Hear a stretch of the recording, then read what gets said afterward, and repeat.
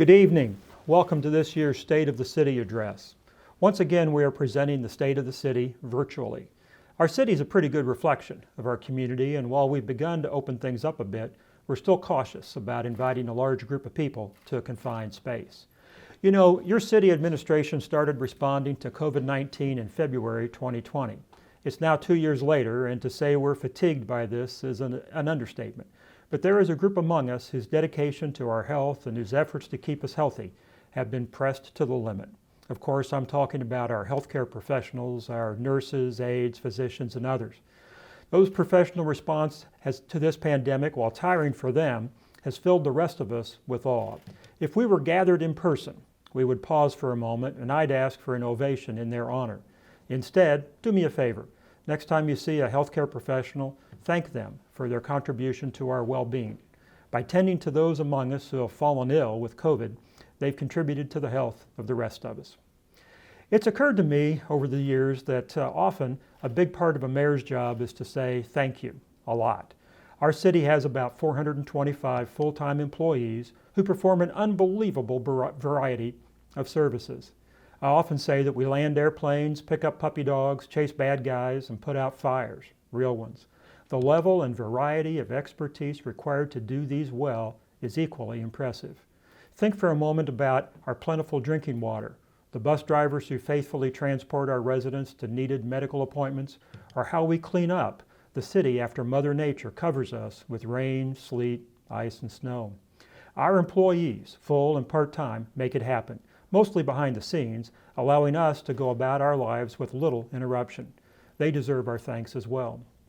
Over the next few minutes, I'd like to share some information on 3 general topics. We'll cover what some refer to as paradigm shifts. We'll take a brief walk around town, discuss some of our projects, and then I'd like to focus on our police department. There are 2 paradigm shifts facing us, and they are developing very quickly. One is a shift to remote work. Another is a shift to electric vehicles. The pandemic has shown us that not all workers need to be on site. They don't need to convene daily in an office or headquarters. Indeed, as the phrase implies, they can work from just about anywhere, usually needing only an internet connection. For Columbus, the implication is that our consistent population growth, and with it the growth of our tax base, may be challenged. For years, local industry has recruited hundreds of talented individuals to this community. Their arrival has kept our housing market strong. Columbus is often among the leaders in Indiana in housing prices, which can make it tough on buyers sometimes. But it also means that for those of us who own a home, that large investment has some measure of protection. And when the time comes, sellers find a ready market and a favorable price. The second paradigm shift relates to electric vehicles. Most of us, myself included, welcome a shift to vehicles that pollute less or not at all. But please think briefly about the economic activity that we have here in Columbus. At the intersection of I-65 and State Road 58, what we call the Woodside Industrial Parks, there are about 8,000 workers. The majority of those workers either build internal combustion engines or make components for vehicles with internal combustion engines. Think about such mundane parts as drive shafts, transmissions, and differentials. We make components for all those. Some electric vehicles may still need those items, many won't. Why do we care? Well, we care because we currently have a robust economy and a strong tax base. In fact, our city's tax rate has declined for 2022, down from 1.15% to 1.11%. Part of the reason for this decline was prudent fiscal management, but part was because our tax base, our assessed valuation, increased. Our tax base, while providing for modest tax rates, provides support for our schools, our parks, police, and fire protection, and for those other in-the-background services I mentioned earlier. In short, our economy supports our quality of life.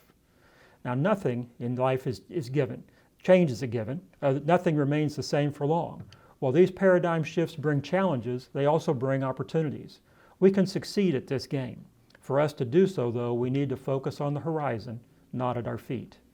I've mentioned before that our local economy has many eggs but too few baskets. Starting with my arrival at City Hall, the city increased its contribution to our economic development efforts. The goal was to try to provide some diversification to our tax base. That diversification has been slow in coming, but we've seen some progress, specifically in the food and beverage sector. Another leg of our strategy is to continue to enhance what Columbus offers. Some refer to these efforts as place-making, some as skating to where the puck is going. I prefer to think our city needs to invest alongside our local economic drivers. When we want our industry, our employers, to invest here, we need to show them we are as committed to Columbus's future as they are. You know, when I was a kid, recreation was pretty simple. We had basketball, baseball, and football. There were a few kids who played golf and who swam, but those three dominated. My, how things have changed. To better understand and prepare for those changes on the horizon, we plan. Right now, our Parks Department is engaged in its quinquennial planning process. That's a fancy word for every 5 years. Their last planning process brought forward a need for an indoor recreation facility and more indoor recreational programs. It also identified significant structural issues at Donner Center. Our city plans as well. Several decades ago, we came forward with strategic plans that went by the names of Focus 2000 and Vision 2020. Our current plan, Envision Columbus, was finished in 2018. It looked to the horizon and identified needs for an expansion of our downtown footprint along the 2nd and 3rd Street corridors. It also identified several areas that Columbus should pursue in order to remain an attractive home for an increasingly mobile workforce and to address changes in lifestyle habits. Some of those include residential housing, an urban grocery, increased walkability, engagement with our waterways, and a hotel and conference center. Now, projects to address those are underway. In late January, we completed the paperwork to begin construction on a 200-unit market-rate apartment complex and urban grocery. These apartments will be built on vacant land at the corner of 2nd and Lafayette Street, and ground that today yields little, providing no property tax, will provide a further attraction to Columbus in the form of modern urban housing, a walkable grocery option, and a ready connection to our People Trail system. The financing for this project includes bonds issued by our Redevelopment Commission, with repayment of those bonds to come from the property taxes the project itself will generate over time. Should those taxes prove insufficient, we can also look to the personal guarantee of the developer. Our developer, Flaherty & Collins, will soon break ground with completion scheduled for sometime in late 2023. We've mentioned before Columbus's People Trail system and ensured that the design of the apartment project will incorporate a short extension of that system up to Lafayette Street. Beyond that, we've provided for a rebuild of First Street. As you can well imagine, First Street is one of our oldest streets, and accordingly it includes some of our oldest pavement along with sewer, stormwater, and freshwater lines. In a nod to our recently celebrated bicentennial, we've named this area from Lafayette to Water Street the 1821 Trail. In addition to the infrastructure improvements just mentioned, it will also provide a trail extension and gets us closer to connecting with our waterways. As many of you know, we have initiated our White River Riverfront project to do just that. People are attracted to water. In many communities, waterways or water parks provide a focus for community events. For us, the area between the 3rd Street and Stewart Bridges currently provides little. Today, it presents a dangerous, failing, century-old dam and erosion on both banks, erosion that threatens to uncover an old landfill. It's also a gap in our People Trail system. We have trails north of 3rd and south of 2nd, but to walk or bike from one to the other requires crossing at grade across 6 lanes of a state highway. Our Riverfront project is designed to address these concerns and maintain the water level upstream at Millrace Park. The project requires permissions from several government agencies, which have been slow in coming. We have the needed permit from the Indiana Department of Natural Resources, and our applications to the U.S. Army Corps of Engineers and the Indiana Department of Environmental Management are pending. We have been in contact with both as their reviews have progressed, and we anticipate approval soon. Envision Columbus also spoke to a need for a conference center and a hotel. As many of you know, we brought that project forward, issued requests for proposals, interviewed developers, and settled upon a local firm, Sprague Hotels, as our partner. Unfortunately, the pandemic has delayed this project. While many of our initiatives have moved forward, this is hampered due to its reliance on business travel. We've maintained contact with the developers and continue to monitor the status of business travel, but we anticipate a few more months will pass before progress resumes. I mentioned earlier that our Parks Department's 5-year plan is underway. And that last plan looked to the horizon and saw an upcoming need for indoor facilities and indoor recreation. Frankly, it wasn't hard to miss. Many other communities already have such venues. Now understand, Columbus has a truly outstanding park system, but as society's recreational needs change and those of our residents change as well, our facilities need to change. To this realization, we had several other converging themes. We're all familiar with what had been Fair Oaks Mall. When it was built in the 1980s, it was a significant regional draw. Its retail and dining opportunities were very welcome. My kids learned to use chopsticks there. My daughter had her ears pierced there. But times change. What had been an economic plus had become an economic minus. Columbus has a well-developed sports tourism sector as part of its local economy. Pre-pandemic, it provided significant employment for many in the hospitality industry, for our restaurants and hotels. But as demand for adult and youth sports has grown, so has the demand for an indoor venue. One more theme came alongside. Our healthcare system, Columbus Regional Hospital, was looking for opportunities to expand its footprint with increased space for clinics and diagnostic equipment. Together, the city and CRH purchased what had been Fair Oaks Mall and are now converting it to Nexus Park, a community center for health, wellness, and recreation. Nexus Park will be an outstanding development, bringing improvements to our lifestyle, our recreational offerings, and our economy. It will turn what had been an economic minus into a plus. And the financing we put together will keep the cost of this development to a minimum. Residential homeowners who are already at the state's 1% limit on property tax will see no increase at all from this project. Those below the 1% cap may see an increase of as much as $5 per year. Rental property owners will not be affected. Their property tax cap is 2%, and they're already there. Commercial property owners will see an increase. Their rate will increase by about 0.4%, a truly nominal amount. We're able to accomplish this, a significant investment in our future with nominal effect on property taxes, in large part because of our strong tax base. Now is the time. We have a strong, committed partner in Columbus Regional Health, and we have a strong tax base we can put to work, and we see the need clearly. Yes, we've got a lot underway. It is an exciting time, and part of the excitement comes from the realization that these projects reflect our city. Columbus is dynamic, growing, and ready for the future. Did I say ready? You may recall that the state of Indiana announced 9 months or so ago a new program that it calls the Regional Economic Acceleration and Development Initiative. It's kind of a mouthful. So we go by the acronym READI, or R-E-A-D-I. The state asked all of us, statewide, to form a region and submit a request for funding for transformative projects. Fortunately for us, forming a region was easy. We have well-developed relationships in Jackson and Jennings counties and a well-developed reputation for collaboration. And we had already thought through several transformative projects. In fact, every project I've mentioned tonight has been submitted to READI. Now please understand, READI is a work in progress. We had 2 representatives visit just last Friday for a regional tour, and we're pleased that after the first round of analysis, our region was awarded $30 million.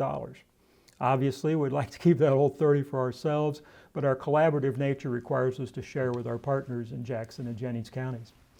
I'll point out that ours was the second highest READI award per capita.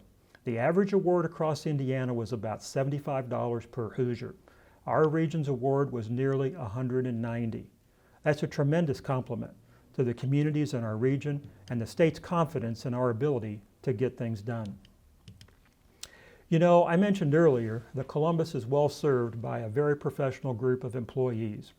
We have people placed across the city who are excellent at their jobs. From the fire protection to engineering to planning to animal care, our airport and more, we are served by professionals at the top of their game. Nowhere is that more true than in our police department.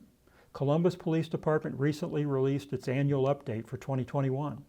The breadth and scope of their activities not only impresses with its energy, but affirms that our property and personal safety are well protected. CPD comprises about 90 men and women who are sworn to protect us and our property, who stand between us and those who might do us harm, who step forward to protect our property from those who want it. It's a tough job, and they get oversight from all angles. Let's hit a few of the highlights. Over the last year, violent crime against a person, has declined 80%. Property crime is down 33%. Over the last 5 years, theft from buildings has decreased 43%. Theft from vehicles decreased 61%. Vehicle theft is down 45%. Burglary is down 71%. And vandalism has decreased 19%. A good portion of this success comes from our Intelligent-Led Policing Unit, or ILP. 3 of our officers, a deputy from the Bartholomew County Sheriff's Office, and a civilian criminal intelligence analyst, constitute a centralized unit where all information in both departments is stored and analyzed. You might say they ensure that our right hand knows what our left hand is doing. You might also say that a version of the 80-20 rule applies to criminal activity. Most criminal acts are committed by relatively few people. ILP accelerates our identification of those. ILP accelerates our identification of those bad apples and allows CPD and the Sheriff's Office to apprehend them sooner. JNET, our Joint Narcotics Enforcement Team, consists of CPD, our Sheriff's Office, and several state and federal agencies. Just the initials are impressive.